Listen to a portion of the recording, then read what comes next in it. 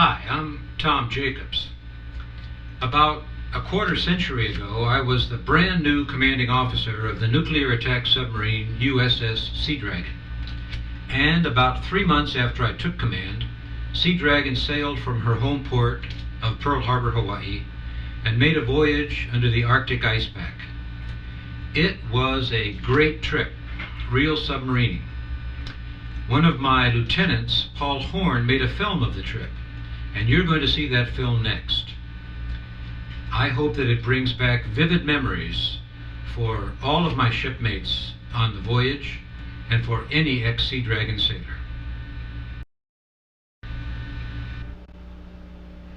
Our journey starts in Pearl Harbor as we muster the crew and get set the station maneuvering watch. Here's Doc Eastlack, our independent corpsman, giving medical advice for the trip. The XO, John Patton, a wonderful executive officer. And there's the wardroom behind him. We station a maneuvering watch. There's Jack Joles as the junior officer of the deck and Paul Horn as the OD. The chief of staff for Sub-Pac comes down to make sure we leave on time. The reactor's critical. Taking off shore power.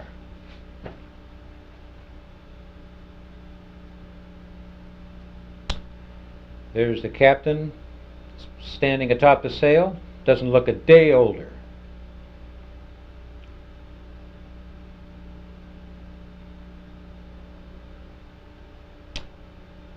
Shift colors, the ship is underway. So long, wives. So long, family. So long, Hawaii. Petty Officer Smoot in the maneuvering watch on the afterdeck. Naturally, we have a wardroom meeting to figure out where we're going to go and what we're going to do.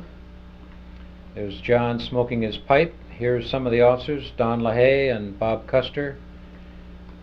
Jim Bryant, it looks like Jim Van Cookingham in the corner.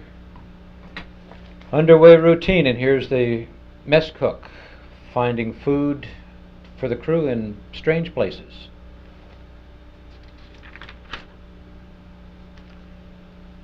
Our 1970s version of the ship's entertainment system. And here's Don and the chief of the boat plotting something good, I'm sure.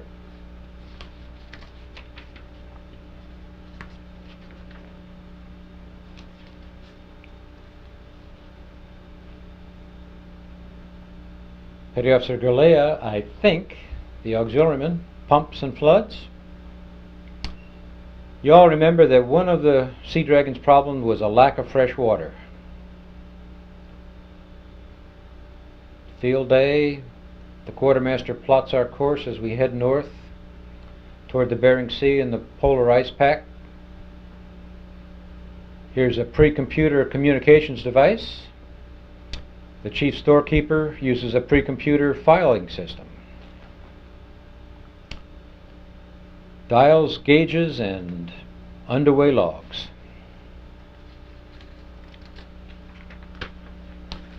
Here's a ship's tradition. Acey-deucey. Senior Chief Treadway,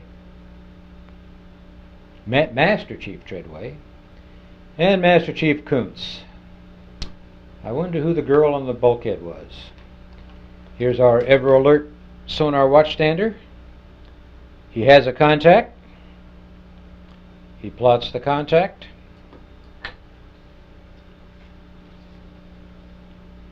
Notifies con. Remember those poopy suits?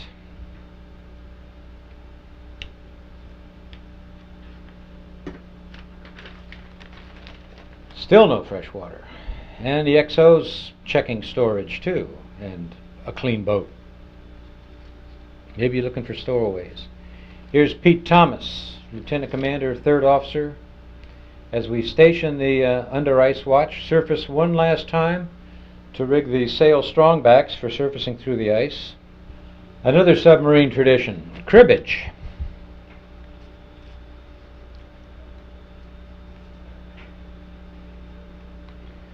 And this is gin rummy, or maybe hearts, or maybe bridge, whatever it is. Petty Officer Smoot drew a bad hand and he feels bad about it. Here's a naval tactics pre-computer device for submarine school of the boat. Battleship. Remember that?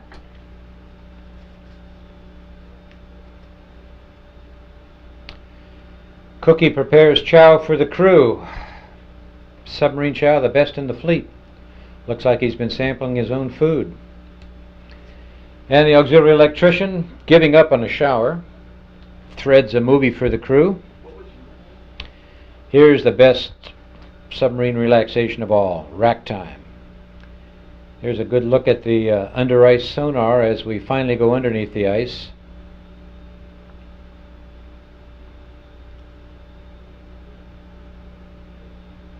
Doug Fugie, the ship's engineer, is another command duty officer watching the ice. And we prepare to surface through the ice. So here I am on number 2 scope, checking ice thickness.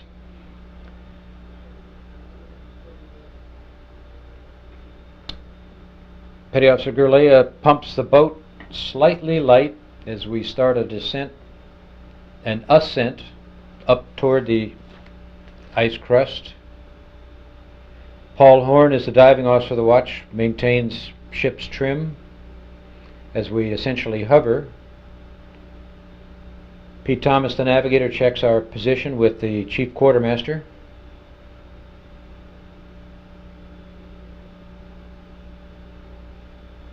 And we crunch up and surface in very shoal ice.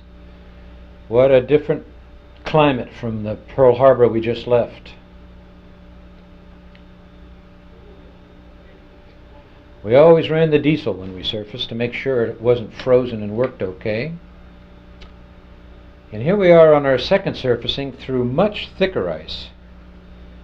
I've got a tape measure and I'm measuring about 4 feet of thickness. Almost a record for skate class submarines.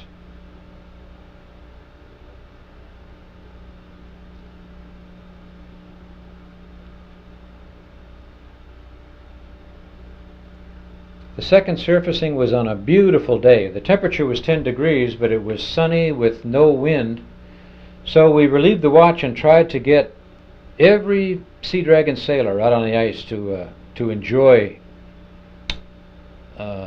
our trip, to really see another version of submarining. Here's an ice ridge. It's only about 6 or 7 feet on the surface, but 6 or 7 times that as the ice keel extends below the surface of the ice. What a sight. Has any human being ever stood in this exact spot in the Bering Sea? Here's our polar bear watch. Thank God we didn't see any polar bears, because our sharpshooters, who knows what they would have hit. Here's Art Bird, who qualified in submarines, getting his gold dolphins pinned on in an unusual setting and in an unusual hat. I sure hope this officer's not watching, because for the life of me I can't remember his name. He qualified in submarines too. And so let's have a little contest. Anybody who can tell me his name, please contact me and let me know. I feel bad about it. More frolicking on the ice, throwing and catching ice cubes and throwing them at the crew. Some things never change, even surfaced. Still a lack of fresh water. There's Jack Joles doing a little jig. He's so happy. Here comes the photographer. Let's take a picture of the crew. So we mustered the crew in, the guys who weren't on watch, for a group photo. Lots of my shipmates have that picture. If you don't, I'll get you that picture if you contact me. And here's our third and last surfacing through the ice in shallower or thinner ice. Actually, we almost submerged the boat as we cycled vents to keep them from freezing, so we blew up to put the hull all the way through. And here's a picture of a modern submarine in a scene that hasn't changed for 1,000 years.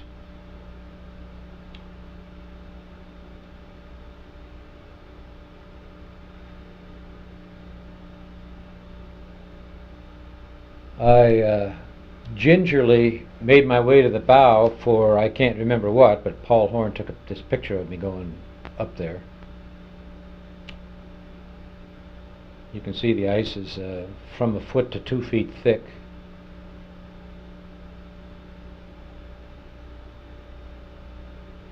The details of this trip are still classified, but when we finished it, we took a port call in San Francisco.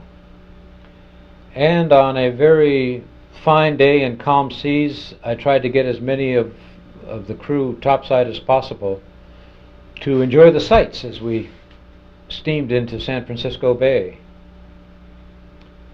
Paul Horn got some great shots of the submarine as we passed under Golden Gate Bridge and into the bay.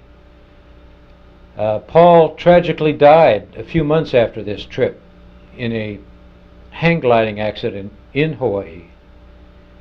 And so this film is really dedicated to him and the film he made. He was a fine officer and a fine submariner. And this is a fine shot of Marin County and the bridge on a rare day.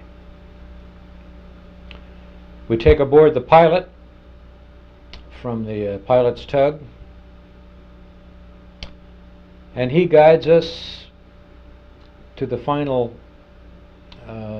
port of entry through San Francisco's dramatic skyline and to Alameda Naval Air Station on the Oakland side, an air station which is only a memory in Navy annals now.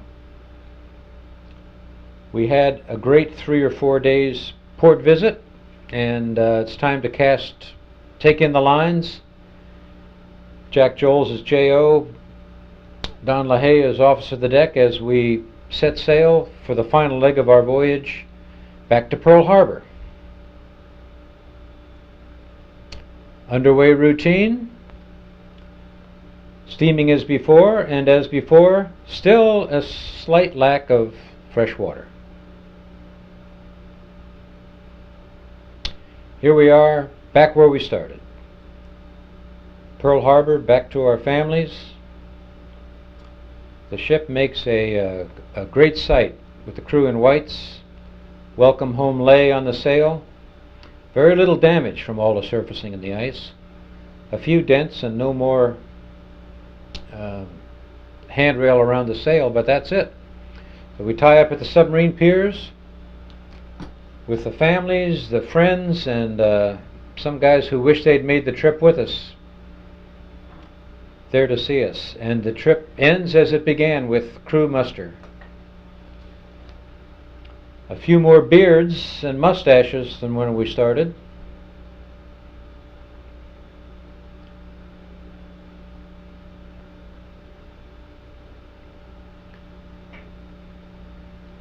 And a few more qualified submariners. So in they go. New dolphins christened in the much warmer water of Pearl Harbor. Whoops, wonder if he got qualified. Some guys almost got decapitated.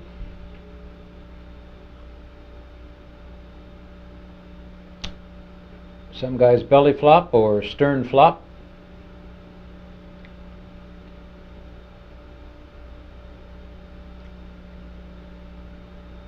Oink.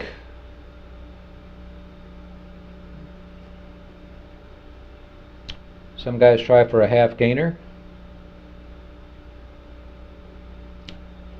Some guys go not so willingly. Here's Bill Atkins fighting all the way.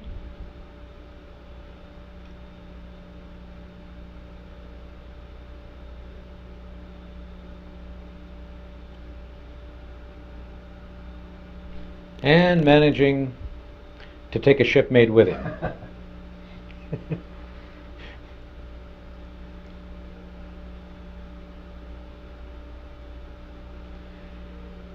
As I said before, it was a great trip with a great crew. I was the CO, and so lots of guys shook my hands, but it wasn't possible without a professional, highly motivated crew of sailors, chiefs, and officers. And I'll always remember every one of them. But of course, some things, even in port, never change.